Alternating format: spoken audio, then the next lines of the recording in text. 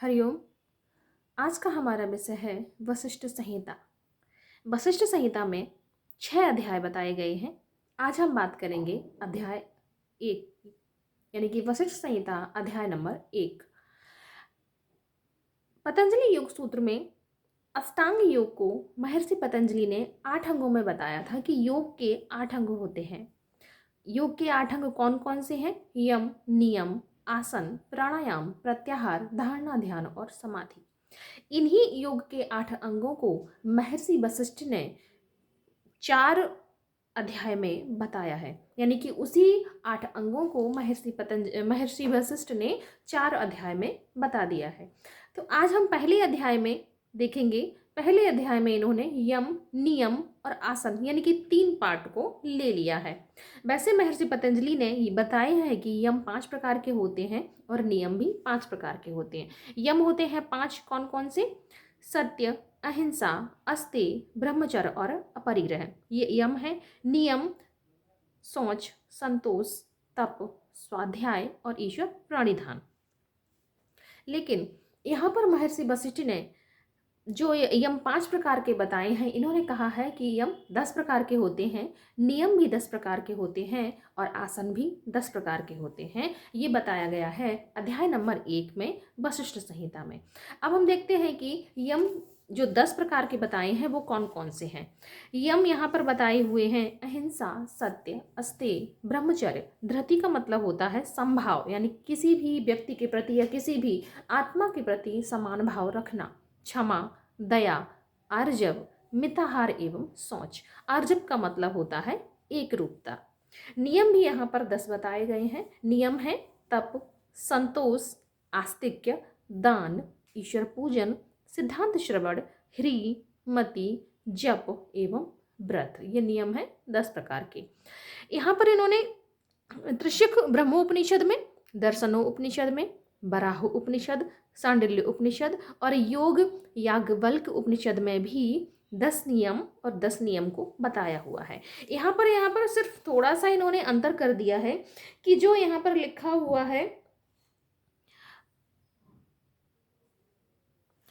यहाँ पर जो ईश्वर पूजन लिखा हुआ है उसकी जगह यहाँ पर इन्होंने यानी कि योग याज्ञवल्क्य में ईश्वर प्रणिधान बताया हुआ है और सिद्धांत श्रवण के स्थान पर वेदांत श्रवण का प्रयोग किया हुआ है। बस 2 इन्होंने थोड़े से अंतर कर दिए हैं। नियम में जहाँ हम देख रहे हैं कि ईश्वर पूजन और सिद्धांत श्रवण, और इन्होंने त्रिशिख ब्रह्मोपनिषद में और दर्शनोपनिषद में, बराह उपनिषद, सांडिल्य उपनिषद में ईश्वर पूजन की जगह यहाँ पर इन्होंने ईश्वर प्रणिधान कर दिया है और सिद्धांत श्रवण की जगह वेदांत श्रवण कर दिया है। बस इतना अंतर है।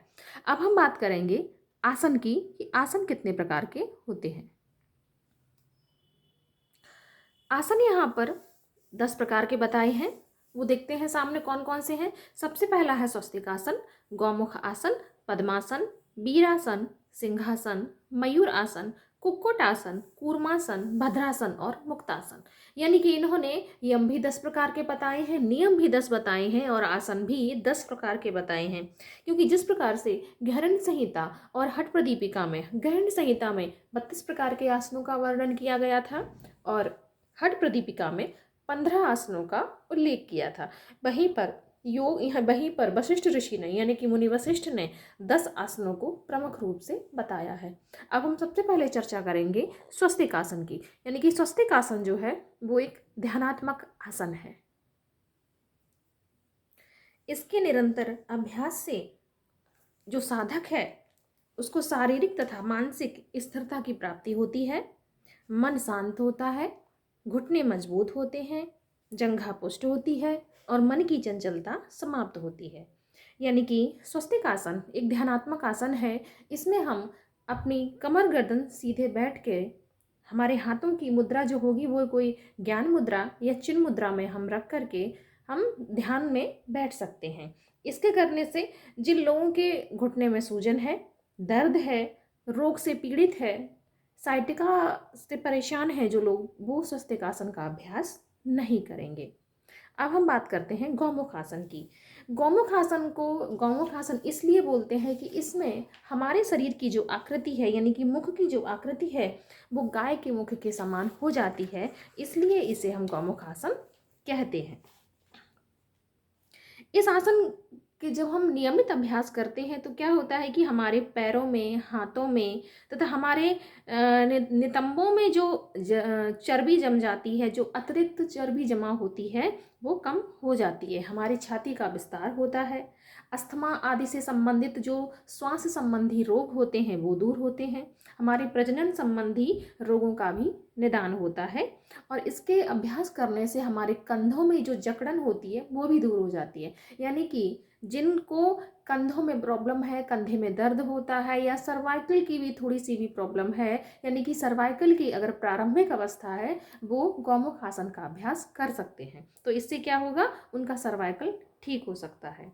यानी कि ये अभ्यास सिर्फ प्रारंभिक अवस्था वाले ही रोगी करेंगे, लेकिन जिनका सर्वाइकल बहुत ज़्यादा है उनको अभ्यास करने में थोड़ी सी परेशानी होगी। जिन व्यक्तियों को स्लिप डिस्क है, साइटिका है, घुटनों का दर्द है, वो लोग गौमुख आसन का अभ्यास नहीं करेंगे। अगला आसन आता है हमारा पद्मासन। पद्मासन भी एक ध्यानात्मक आसन है। इस आसन को करने से हमारे जो पैरों की स्थिति है वो कमल के फूल की पंखुड़ियों के समान हो जाती है, इसलिए इसे पद्मासन कहते हैं।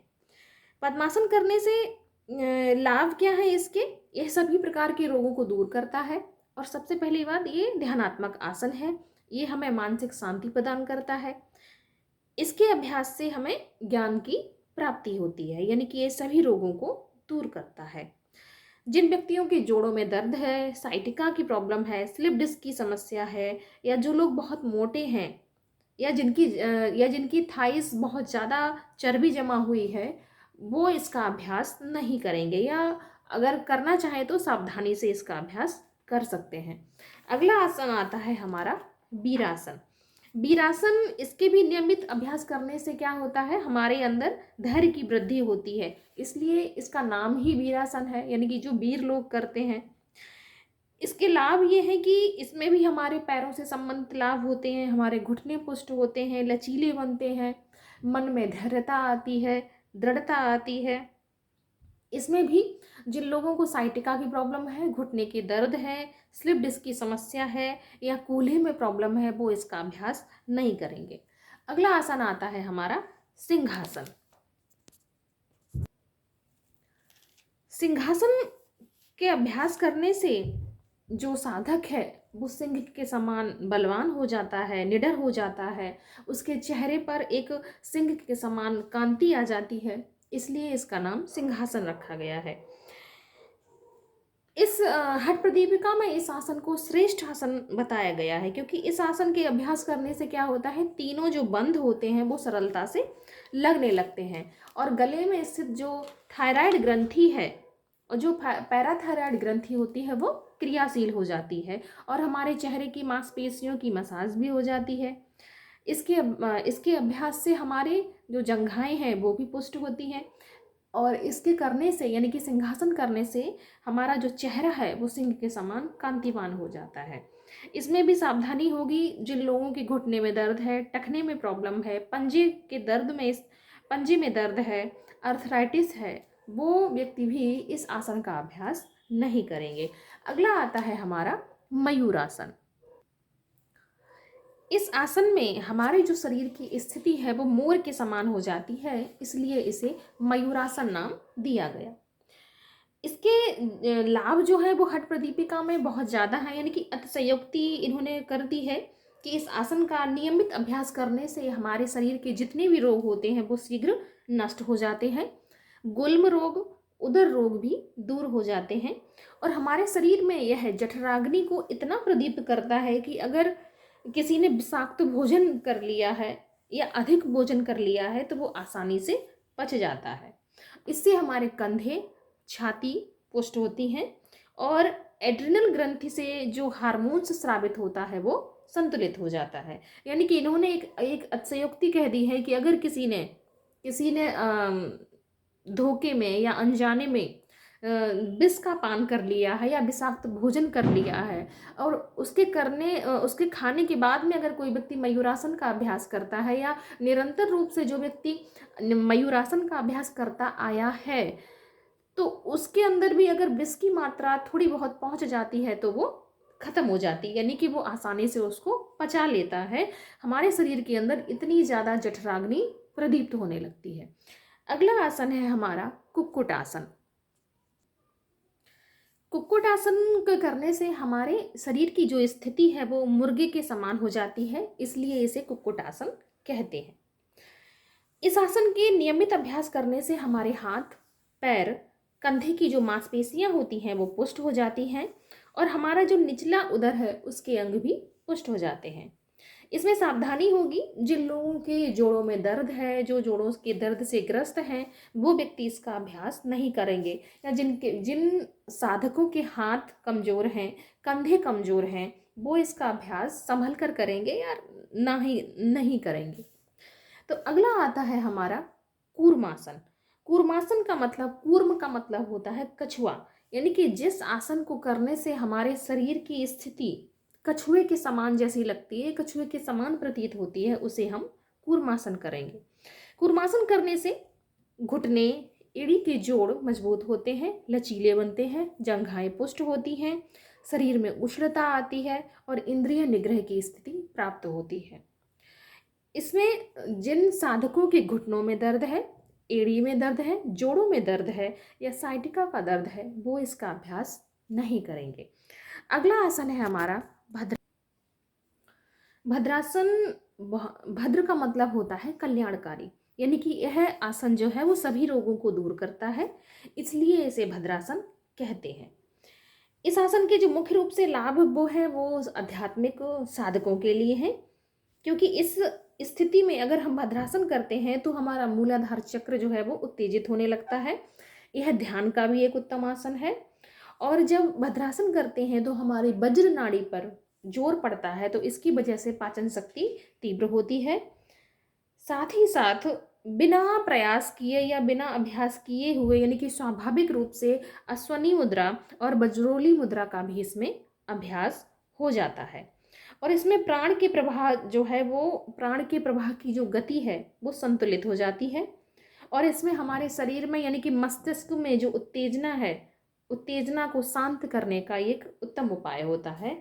अगला आसन है हमारा मुक्तासन। मुक्तासन भी एक सुविधाजनक आसन है, यानी कि ध्यान का एक आसन है। इसके जो लाभ हैं बहुत ही सरल हैं।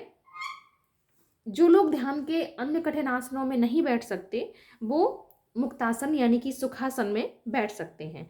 इस आसन का उपयोग कर सकते हैं और इस आसन का प्रयोग सामान्य व्यक्ति भी कर सकता है। यह आसन किसी भी प्रकार का तनाव या दर्द उत्पन्न किए बिना शारीरिक एवं मानसिक संतुलन हमें प्रदान करता है, इसलिए इसका नाम सुखासन भी है, यानी कि मुक्तासन को हम सुखासन भी कहते हैं, क्योंकि मुक्तासन को एक सामान्य व्यक्ति भी कर सकता है बिना किसी दर्द के, बिना किसी तनाव के। तो आज हमने वशिष्ठ संहिता के अध्याय 1 में योग के 3 अंगों को समझा था। पहला था यम, नियम और आसन। वशिष्ठ संहिता के अनुसार यम 10 प्रकार के होते हैं, नियम भी 10 प्रकार के होते हैं और आसन भी 10 प्रकार के होते हैं। यानी कि आज हमने योग के 3 अंगों को समझा है। इसमें हम आसन की परिभाषा लिख सकते हैं। इसमें आसन की परिभाषा होगी स्थिरम सुखमासनम, आसनेन भवेत दृढ़म और आसनेन रुजो हंति। और इसमें हम आसन के सामान्य लाभ भी हम लिख सकते हैं, जो मैंने पिछले वीडियो में डाले थे कि आसन के लाभ, आसन की परिभाषा, आसन के मुख्यतः जो लाभ हैं वो, इसका वीडियो मैंने पिछले यानी कि डाल दिया है, उसमें आप लोग देख सकते हैं।